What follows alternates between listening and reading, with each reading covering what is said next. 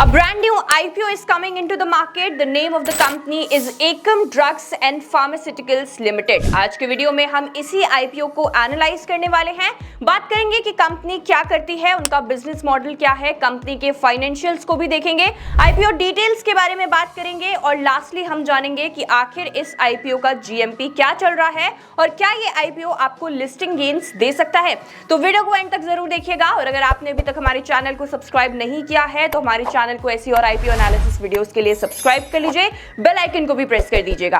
और अगर आप इन्वेस्टमेंट करना चाहते हैं लेकिन आपके पास डीमैट अकाउंट नहीं है तो डिस्क्रिप्शन में लिंक दिया गया है, आप जाकर वहां से फ्री में अपना डीमैट अकाउंट ओपन करवा सकते हैं। तो देखिए, बात करें अगर इस कंपनी की तो एज द नेम सजेस्ट ये एक फार्मास्यूटिकल कंपनी है जो कि स्टैब्लिश हुई थी in the year 2004। It is a pharmaceutical contract development and manufacturing organisation. Company primarily provide करती है end to end solutions for product development, manufacturing and even R&D services. The company manufactures a wide range of dosage forms such as tablets, capsules, injections, eye drops, liquid medicines, etc. Company का plan है to increase their production capacity with additional 2 production units which are to be commissioned in the financial year 25. As of September 30, 2023, Akam's Drugs and Pharmaceuticals had a total of 16,463 employees including 7,211 full-time employees and 9,252 contract employees. तो चलिए, हमने company के बारे में तो जान लिया, अब जल्दी से इनकी फाइनेंशियल इंफॉर्मेशन को भी देख लेते हैं। So Akams Drugs and Pharmaceutical Limited's revenue increased by 13.81% and profit after tax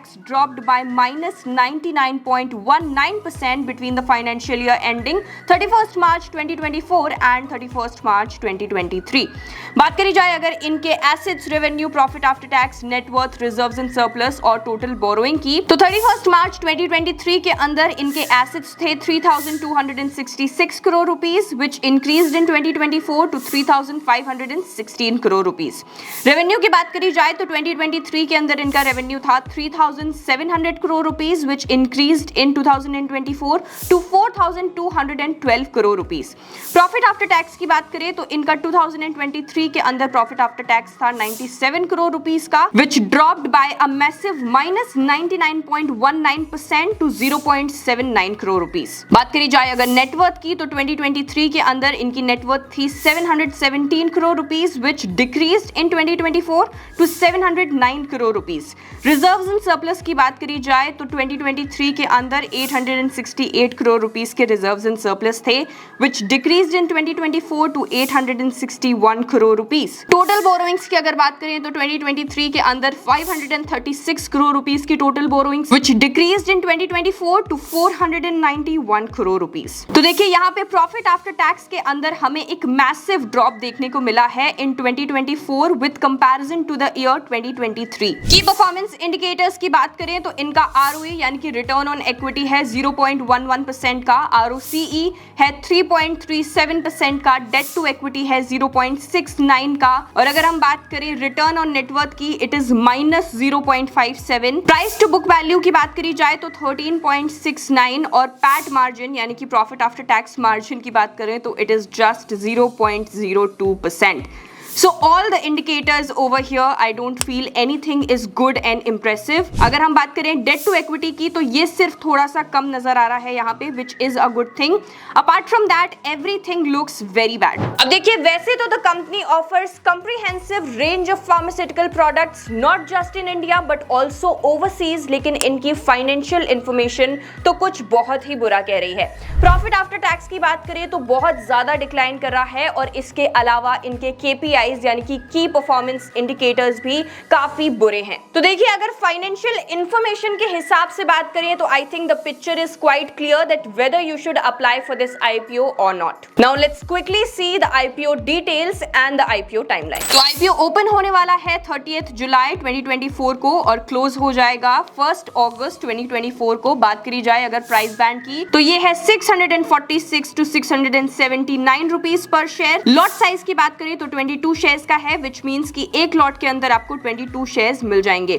total issue size है 1856 करोड़ रुपीस का, जिसके अंदर 680 करोड़ रुपीस का फ्रेश इशू है और 1176 करोड़ रुपीस का ऑफर फॉर सेल है। अगेन वन मोर नेगेटिव कि यहाँ पे इनके टोटल इशू साइज में से हमें ऑफर फॉर सेल का जो प्रोपोर्शन है ये ज्यादा दिख रहा है। एम्प्लॉय डिस्काउंट है ₹64 पर शेयर्स का, मतलब एम्प्लॉयज को यहाँ पे आईपीओ अप्लाई करने पर 64 पर शेयर का डिस्काउंट मिल जाएगा। इशू टाइप की बात करें तो बुक बिल्ड इशू आईपीओ होने वाला है, जिसकी लिस्टिंग बीएसई और एनएसई दोनों पर होगी। आईपीओ टाइमलाइन की बात करें तो basis of allotment is on August 2, 2024। अगर आपको अलॉटमेंट नहीं मिलता है तो August 5 तक आपके पास रिफंड्स आ जाएंगे। अगर अलॉटमेंट मिल जाता है then the shares will be credited to your demat by August 5, 2024।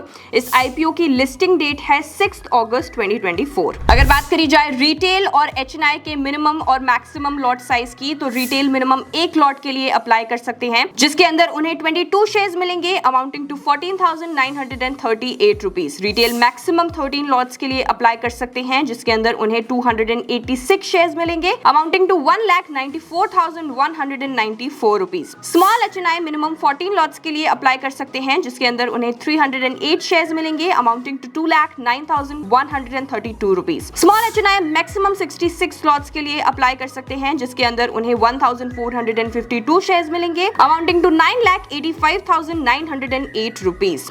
Big HNI minimum 67 lots के लिए अप्लाई कर सकते हैं, जिसके अंदर उन्हें 1,474 शेयर्स मिलेंगे अमाउंटिंग टू 10,08,46 रुपीस। अगर बात करें Akums drugs and pharmaceuticals IPO की प्रमोटर होल्डिंग की, तो यहाँ पे आईपीओ के पहले की प्रमोटर होल्डिंग इज 84.94%। और जैसे कि आपको पता है कि इस आईपीओ के अंदर ओएफएस यानी कि ऑफर फॉर सेल का हिस्सा ज्यादा है, तो यहाँ पर आईपीओ के बाद जो प्रमोटर होल्डिंग है ये काफी डाइल्यूट हो जाएगी। बात करी जाए कि आखिर आईपीओ प्रोसीड्स को यानी कि आईपीओ से रेज किए हुए फंड्स को ये कहां इस्तेमाल करेंगे, तो चलिए देखते हैं। So they will use the net proceeds from the IPO for repayment and prepayment of the debt, funding incremental working capital requirements, pursuing inorganic growth initiatives through acquisitions and for general corporate purposes। तो देखिए हमने IPO से related सारी चीजों को cover कर लिया। अब जल्दी से इस आईपीओ का जीएमपी क्या चल रहा है वो भी देख लेते हैं। तो देखिए अगर हम बात करें एकम drugs and pharmaceutical limiteds IPO के ग्रे मार्केट प्रीमियम की, तो इट वाज लास्ट 160 रुपीस